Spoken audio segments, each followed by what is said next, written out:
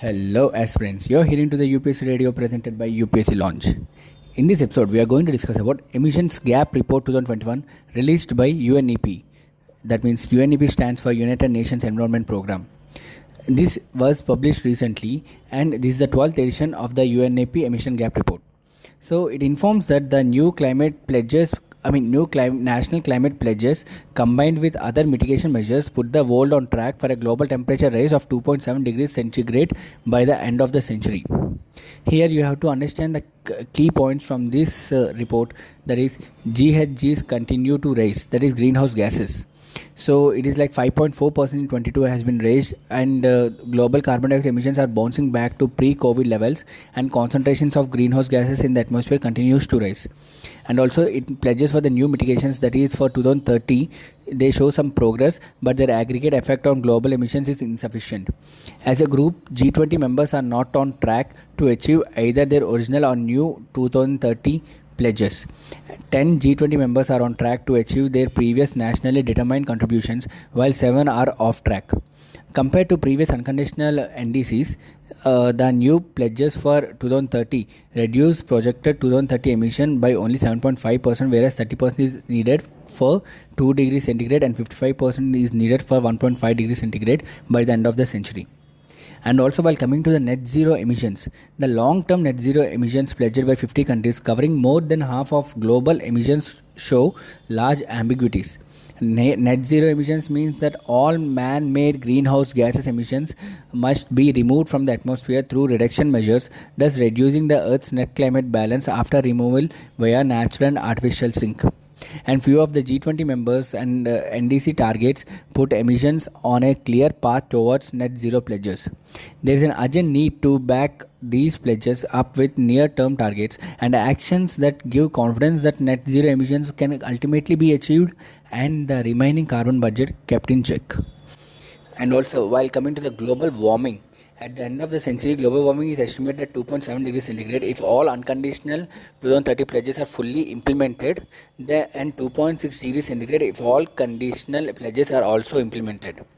If the net zero emissions pledges are additionally fully implemented, this estimate is lower to around 2.2 degrees centigrade. And while coming to the part of methane emission, reduction of methane emissions from the fossil fuels, waste and agriculture sectors can contribute significantly to closing the emissions gap and reduce warming in the short term. And the carbon markets can deliver real emissions abatement and drive ambition, but only when rules are clearly defined and designed to ensure that transactions reflect actual reductions in emissions and supported by arrangements to track progress and provide transparency. Now, while coming to the current situation, the current atmospheric carbon dioxide concentrations are higher than at any time in the last 2 million years. At present, there are no estimate available of total global greenhouse gases emissions for 2020. However, the COVID-19 pandemic led to an unprecedented 5.4% drop in carbon dioxide emissions in 2020, with a smaller drop in total greenhouse gases emissions expected for the year. From 2010 to 2019, greenhouse gases emissions grew by 1.3% per year on average, both with and without land use change. Greenhouse gas emissions reached a record high of 51.5 gigatons of carbon dioxide equivalent in 2019 without land use change emissions, and 58.1 GT carbon dioxide, that is gigaton carbon dioxide equivalent, when including the land use carbon emissions. So there are so many initiatives by India to reduce the emissions, like shift from Bharat stage 4 to Bharat stage 6 directly in the case of emission norms, and distribution of LED bulbs under the Ujala scheme, formation of International Solar Alliance, launch the National Action Plan on Climate Change and Roadmap for Ethanol Blending in India by 2025. Now, as we have discussed about the issue, let's understand about the United Nations Environmental Program also.